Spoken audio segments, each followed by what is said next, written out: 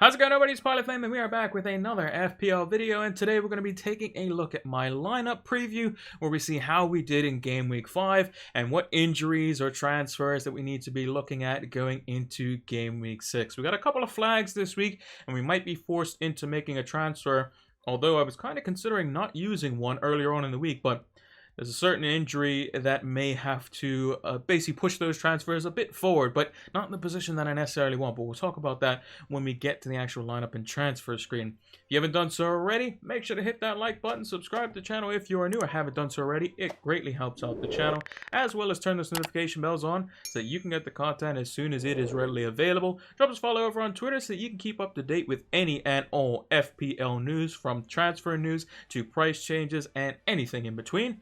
And lastly, make sure to give us a follow over on Twitch so that you can catch us live for our preview and deadline streams. We will be doing a deadline stream for Game Week 6. We'll be up 1 hour before the FPL deadline live over on Twitch. There'll be a pinned comment down below to let you know the exact time, as well as the link to the stream as well.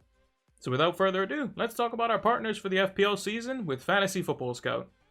So if you haven't heard about Fantasy Football Scout, they have a fantastic members area during the regular season. It's £25 for the membership, and that lasts the entire year. And during the off season, they give a 20% discount. But if you have missed that discount, fear not, you can still get the membership for £25, and it's fantastic. You can see the membership area just behind me. You have a bunch of different stats that you can use, powered by Opta stats, and create your own custom tables. You have the Rate My Team tool, you have the season ticker, player comparison tools, a whole array of things that you can use to help elevate your FPL game. So use the link down in the description below so that you can get access to these exclusive tools to help elevate your FPL game. Sign up now.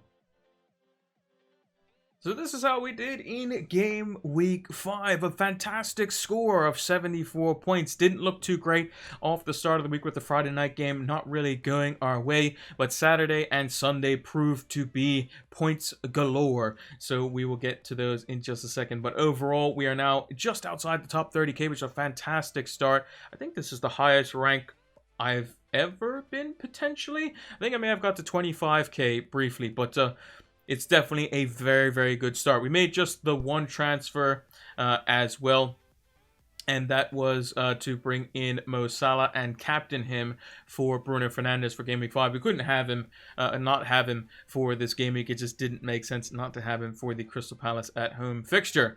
But going from the back, we have Sanchez in goal, just the 1 point. Trent ended up not playing due to illness. Apparently he showed up to breakfast and just wasn't feeling well. Not COVID related, so he will be back for this coming game week. As Klopp said, he has been back in training, which is great, which means we got Tsimikas' 5 points off the bench. Now, I had kind of projected that Tsimikas would come in for Antonio, who was suspended for the game, who were kind of just put in the lineup. So we got Gilmore's 3 points off the bench as well, so a total of 8 points off the bench. Not too shabby at all. Also, Begovic as well played. I didn't put his score there, but he definitely did play, but Pickford's back in goal, so nothing really to worry about there. That's the fixture that he does have this coming week. Just forgot to change it, but I believe he ended up getting just like 1 or something. He didn't make enough saves, but Sanchez and him got the exact same amount of points. But it was interesting to see that he actually played, because I thought Pickford would just be kind of just there, but he had a little bit of injury, so we move. Ailing as well, just the 2 points. Shaw, just the 2 points. So the back line was very, very disappointing. But moving into the midfield and the attack, we were fantastic. So Mason Mount getting hooked at halftime, bit disappointing. We'll talk about him in the next section as well. Benrahma and Sarr and Salah, the standouts of the week. Benrahma getting a goal, a very fortunate goal, but he managed to get 3 bonus points. Couldn't get my words out there. Managed to get 3 bonus points. And a double-digit score again, so fantastic for him. And then Sarr getting a brace. We brought him in last week where he didn't get much, but had his ex-lively, as it were, was quite high. So he did well this week, and we're definitely keeping him for the next 2. That was the plan, to bring him in for these 4 games and for him to get some returns. So if you can get an extra return, maybe 2 by the time we go to wildcard, that would be great, and hopefully we can get some sell value on him as well, because he's already gone up once. And then Salah captain, I mean, we were always going to bring him in. We didn't want triple United, although we might want triple United in the next couple of weeks based on the options that I have. But Salah captain was always the choice for me. Again, the home fixture favorite here as well. Ronaldo did end up getting his goal. in the kind of very very close win over West Ham, just the 6 points, and Danny Ings getting himself an assist as well for his troubles. And overall, I think that the team, it looks bad on paper, and we can kind of go look at it when we get to each individual section and the transfer section, but overall very very pleased with the start to the season, very pleased with the score that we got, especially with like the the benching headaches that some managers had with the likes of Calvert-Lewin not playing, and Trent not playing, and people having players on their bench that just got them 0 or none. Luca Digne owners getting -1. So I think we definitely did much better than expected this week. I was just hoping small green arrow, gray arrow, or a small red arrow. I'll take it this week. But we definitely exceeded that by, I think it was 58,000 places we went up. So over halving our rank. So we definitely did quite well on that. But let's see how our defense is going to be lining up for Game Week 6. Now, pretty short and sweet here. Double Crystal Palace away fixtures for the Brighton duo with Sanchez and Veltman. This was the rotation that we were going for with Brighton and Leeds. And Ayling looks like he is a 50-50 as to whether he's going to play, which is why he is third and flagged as like an orangey yellow or whatever the color is on the bench, because I didn't want to play him versus West Ham anyway, because I just don't see Leeds keeping a clean sheet. The squad value has also gone up slightly to 100.2 million, so we have 101 squad value if we were to sell all our players. So we have the one free transfer available. I wanted to save that this week and use it on our defense next week, to whereas we could bring in double Chelsea defense. So we would take Trent out for a brief week, we would take out Ayling, and we bring in 2 Chelsea defenders for that Southampton fixture, and then wildcard and bring them in permanently, in a sense, as it were. But for this week, we have Trent versus Brentford away. Very happy about that fixture. He's going to start almost certainly. And then Luke Shaw, hopefully a clean sheet versus Aston Villa, although I can see Danny Ings potentially nicking one, which is why I'm glad that I've hung on to my transfer and kind of waited for the team news and stuff, because I didn't know about a certain midfielder that was going to be definitely out according to Thomas Tuchel. So spoilers on that one. But the defense looks good on paper.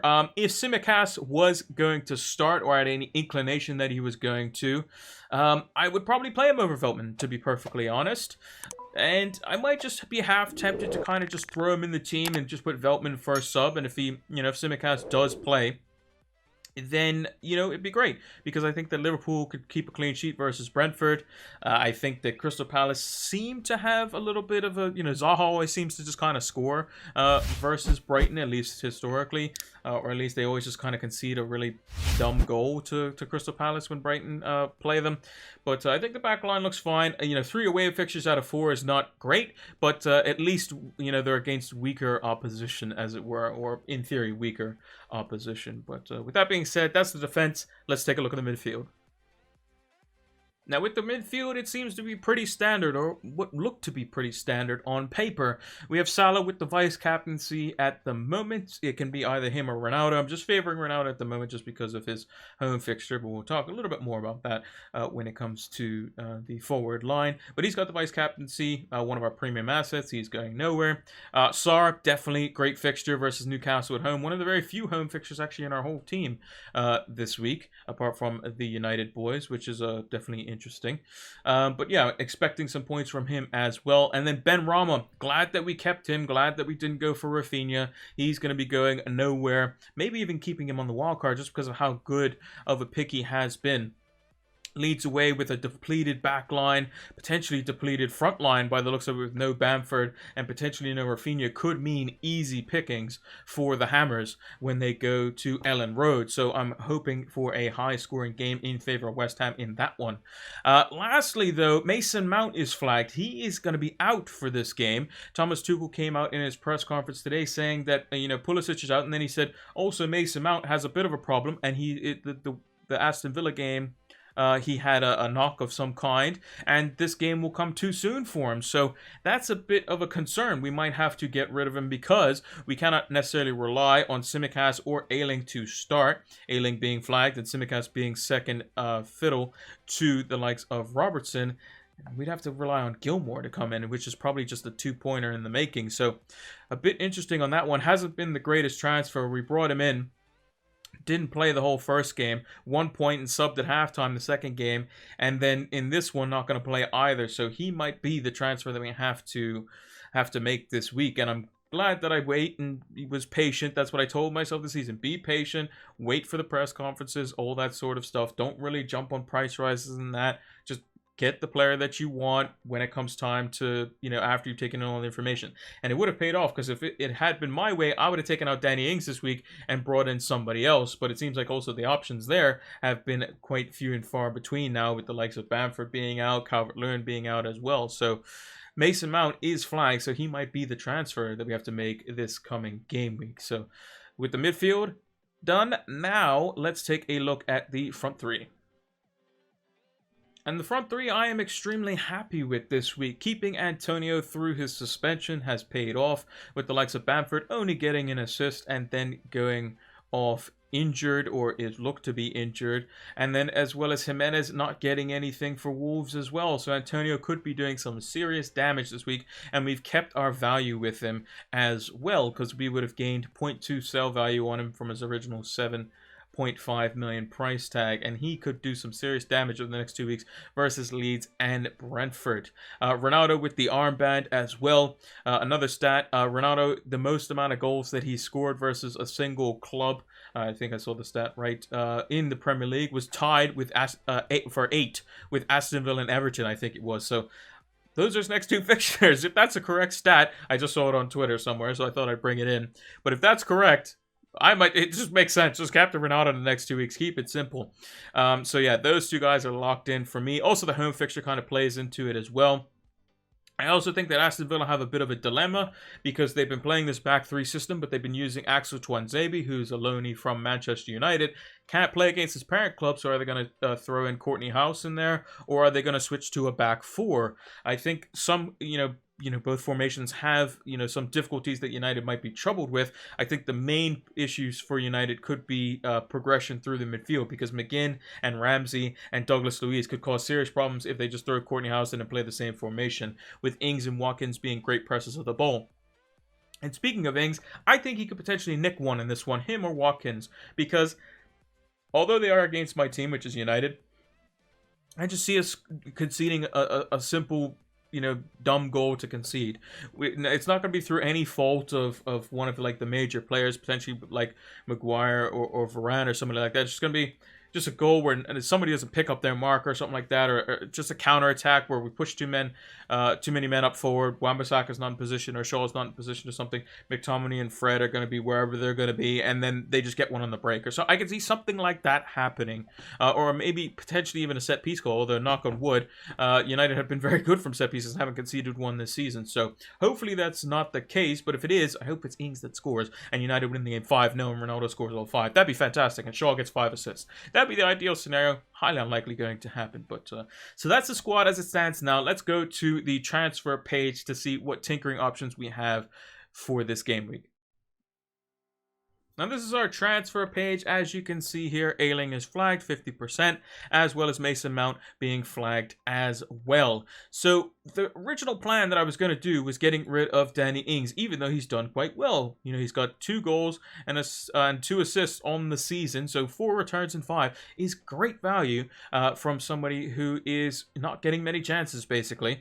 He's done quite well for himself. I mean, his 2 goals have been quite fortunate. One of them was a bicycle kick. The other one was a penalty, which I think was his only shot of the game in that first game of the week, first game week, which was against Watford. So we might have to keep Ings in. So Ings out, question mark? Probably not for this game week. We might just even keep him, because next week he plays against a Spurs defense that's been kind of up and down recently, and then he has a great run of fixtures. Wolves at home, Arsenal away I think is a good fixture. West Ham will be tough, but that fixture is at home. Southampton, Brighton, Crystal Palace could be nice, and then we'll get rid of him for the spell when it's not too great, and then potentially bring him back later on in the season. But I think might just be beneficial to keep him. I mean, I got rid of Calvert-Lewin before a United away fixture as well, and he ended up scoring in that. I think he got a goal and assist. It was a 3-3 draw. but I can always just see that United's defense might make just a very silly mistake, and it could be Ings that gets it. So we're going to leave him in there because we have other issues to deal with. So currently our bench players is Luke Ayling, Tsimikas, and Gilmour. Now Gilmour is almost certainly going to play. If Ayling doesn't play and Tsimikas doesn't play, which I'm tempted to just kind of put Tsimikas in the starting lineup and hope that he does play versus Brentford, with the likes of Liverpool having a Champions League fixture this coming week. I believe, I'm not sure if they play, if Atletico is their fixture this week, because I know they have a very tough group. It's Atletico and Porto, and they're, you know, it would be an away fixture next. So maybe the bit of travel, you know, Tsimikas might play here so that Robertson's fresh for the Champions League game, and then they play Robertson on the weekend when they have to play, I believe it's City. So it could be interesting. Maybe he plays Tsimikas in the Champions League. Who knows? But those are the three on the bench. So basically 2 out of those 3 I can't really trust to start. Gilmour, again, he's just going to be probably one of these scores here, a 2-pointer if he plays. Not really expecting too much from him. It's Mason Mount that's kind of the problem, because if Gilmour comes in and then one of my other players misses out to whatever, I'm down to 10 men, which is not what I want, personally. I don't think Tsimikas, if he's on the bench, is going to come off the bench. I don't think if Ayling if he's not going to play, he's not going to be on the bench, I don't think. And Mount's definitely not going to play. He is, you know, Tuchel confirmed that he's out. So what are the options that we have here? Well, we could change a defender if we wanted to. We can go Ayling to Christensen would be the only Chelsea defender that we could go for. Or we could go for a Wolves defender, or we could go for, you know, whatever defender we want.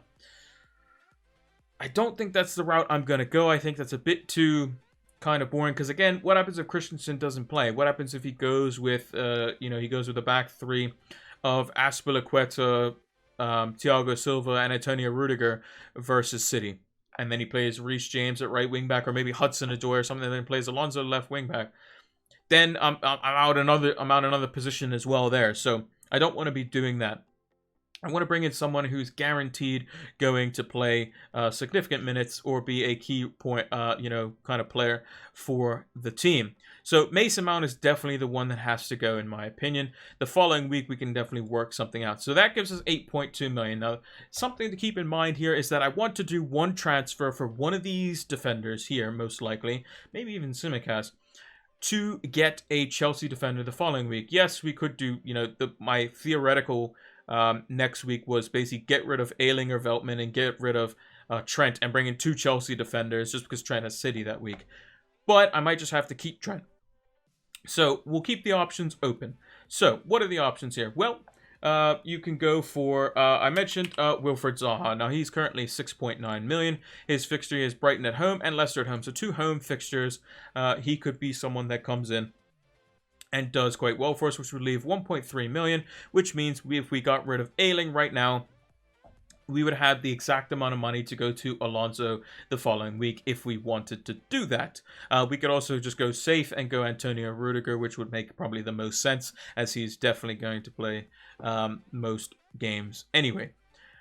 So with that, I think that could be a good option. Another option, if we really wanted to go back down this road like we had at the start of the season, is Harvey Barnes. Now, Harvey Barnes is somebody that could be subject to rotation. He's very lowly owned, but his 2 fixtures are fantastic. Now, if the likes of Jamie Vardy cost this price, he'd be in my team, no problem. But I cannot predict what Brendan Rodgers is going to do. I think that Iheanacho is a player that needs to play more for Leicester, which means the likes of Harvey Barnes probably doesn't play in most cases. So it's a bit, you know, it's kind of tough on this one. It gives us a little bit more wiggle room with the 1.4, leaving us 5.9 if we get rid of Ayling specifically, or we could get rid of Veltman if we wanted to. So that is another option. A third option, which I was looking to do this game week, was potentially Rafinha. Now, Rafinha would make a lot of sense. However, he is flagged. He potentially has a hip injury, and he would have been perfect because he has West Ham and Watford at home, and we can keep him on the wild card for the next few fixtures as well. So he would have been nice. The other, you know, attacking players like Harrison and Dan James, I don't really want to go down that route either. So he would have been perfect. So again, not really ideal there. Now, some mainstays in other managers' teams would be the likes of Mason Greenwood and Diogo Jota. Now, I'll pair them up here just because they're the same price.